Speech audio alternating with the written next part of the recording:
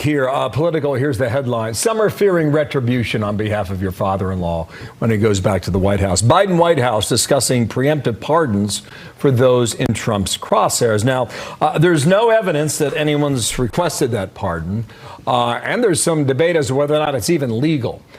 But when people ask you about the retribution aspect, how do you respond to that?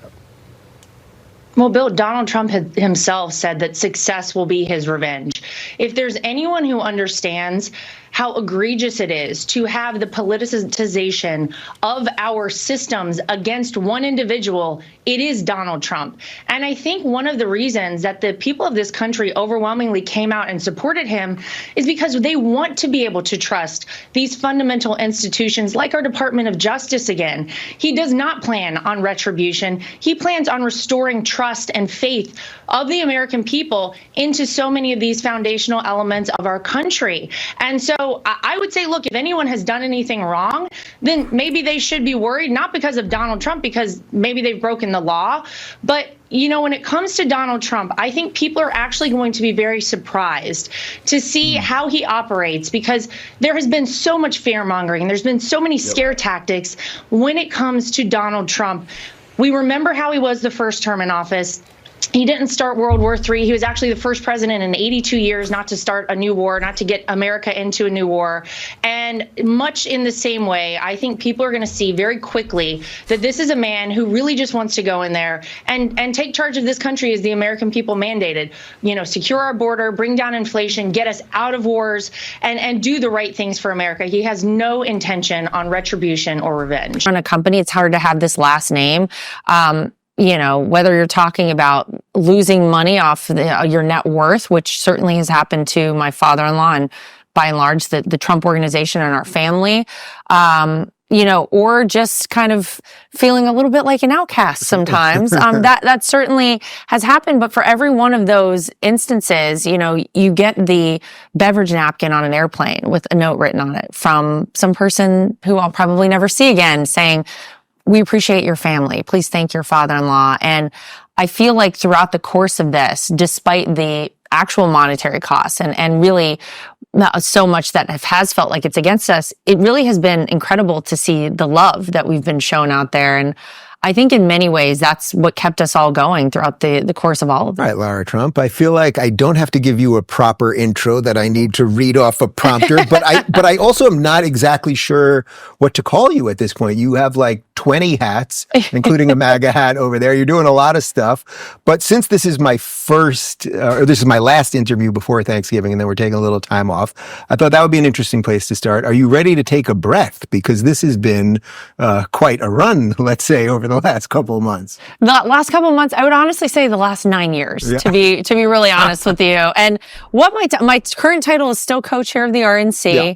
I also, you're right, I have a lot of other titles. I'm a mom, a wife, a daughter-in-law, all of those things as well. And kind of figuring out what the future holds and what my future title will ultimately be. But yeah, we're all, I think, ready to take a breath. But the interesting thing to me, I think, with all of this is that it really has felt like 9 years of kind of just like trudging through and putting our heads down and working hard, because even the first 4 years that Donald Trump was in the White House, I think we all saw it was just constant fighting and constant, you know, trying to charge forward while having so much headwind.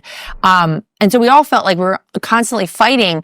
And I think what I felt the most on election night was really like a sense of relief that the country, I was like, oh, thank God, people know this man's not a monster. We're not horrible people. That was the overwhelming feeling. And so we've still been very busy, as it turns out. But yeah, we could use a little holiday break. Do you host Thanksgiving? What are you doing? Not Thanksgiving, Christmas. We'll go to my family's house in North Carolina, but we're going to be at Mar-a-Lago. You may have heard of it. Yes, I've been there once or twice. Yeah, so we'll be there. Yeah. So we'll do obviously some of the political stuff, but I do want to focus a little bit on the personal stuff that you just mentioned there about the never-ending part of this and the way the media has treated the family and all of you guys. Now that it feels like the culture has shifted, do you think that the president and you and the family, that everyone's ready to ride that it's going to be very different culturally, where it was still counterculture to be for Trump the first 4 years, where now it feels like the culture is actually going to be with Trump? That seems like a very different trained, so to speak. Yeah, no, it feels, you can feel it. I think it's palpable out there. And certainly the win made it very clear if anyone had any questions as to where the majority of the country stands. But yeah, look, I think that we're all kind of open to seeing what the future holds. I think we've all been so entrenched in politics really for the past 9 years, like I said, that I think now we almost kind of feel like most of us in the family, like, okay, well, our job is done here. Like, we've actually made it to this point. And, my husband runs the Trump organization.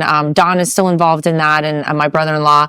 And kind of everybody has a bit of their own pursuits. And so I kind of think it feels like now we have a chance to really see what else we can do out there in some kind of crazy way. What's been the cost for you guys? I mean, for Eric and for Don, I guess, and for all of you in terms of the business part of this and everything else, because it's hard enough to run a campaign when your life is politics, but you guys don't come from that world. Yeah, well, look, I think it was very swift and immediate.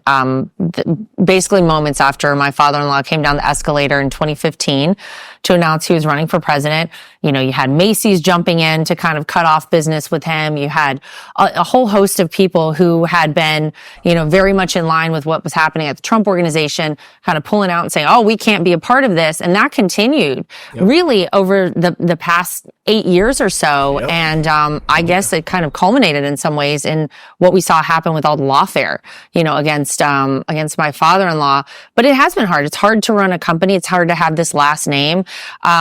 Whether you're talking about losing money off your net worth, which certainly has happened to my father-in-law and by and large the Trump organization and our family, or just kind of feeling a little bit like an outcast sometimes. That certainly has happened. But for every one of those instances, you get the beverage napkin on an airplane with a note written on it from some person who I'll probably never see again saying, we appreciate your family. Please thank your father-in-law. And I feel like throughout the course of this, despite the actual monetary costs and really so much that has felt like it's against us, it really has been incredible to see the love that we've been shown out there. And I think in many ways, that's what kept us all going throughout the course of all of this. It should be noted that if I'm not mistaken, you do fly coach when you're doing a lot of these things. I sure do. Or at least Sage was flying coach during a lot of these things. Yeah, so when you're getting those notes, I mean, you are sitting with the people. Like, I think that's partly what people also don't quite understand or maybe can't make sense of, that like you guys are actually kind of normal despite the bling and the gold and the name and everything else. Despite all my bling. Yeah, no, it's true. And look, that's how I grew up. And I don't want to get Kamala Harris on anybody, but I grew up in a middle class family. And that's really my background. But I was actually so impressed when I first started dating my husband that he was like that too. And you, of course, you assume, Dave, that, a Trump is going to fly private all the time and they're not going to be sitting in a coach seat if they ever did fly commercial. And that is actually not what I found. I found that this was a very relatable family. And quite frankly, it's one of the reasons I'm here today, that I stuck around for all this time. But yeah, of course. And actually the funny story is when I was elected as co-chair of the RNC, this was back at the beginning of March, and we had our Republican National Committee spring meeting in Houston. And to leave Houston to fly back to Florida, I flew on a Spirit Airlines flight. Yeah. And I said, you know what? This is actually very indicative of how I hope that... What them Patriots know about Spirit? What y'all know about Spirit? Them Patriots know about Spirit? Yeah, that thing get to knocking. Yeah, them Patriots know about Spirit now. Yeah. Y'all hurry up.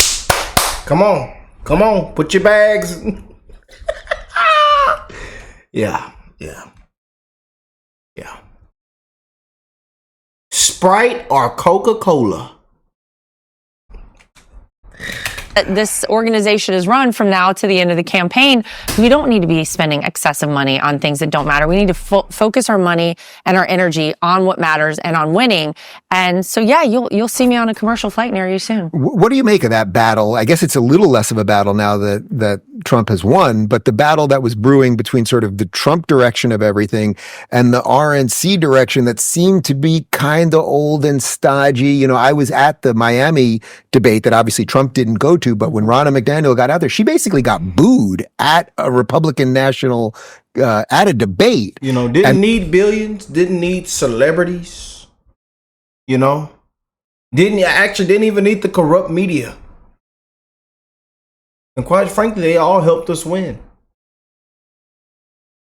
Paid off celebrities, in debt, spent $100,000 on a fake set. Meanwhile, and then talking about, I can't even say that on camera, but still, they talk about tampons and blowjobs. And there was hurricane victims. Lives were devastated. Animals were drowning. People lost everything. And we're sitting on Call Her Daddy. Yeah. And then Vivek really went after her, and you can really just see the shift. The old guard is just kind of being let go, and there is this new thing. Well, I think, you know, if you go back to 2016 or even 2015, some of those primary debates, I think it was pretty clear at that point that the RNC was like, Donald Trump is a joke. This guy's never going to actually become president. We don't need to take this too seriously.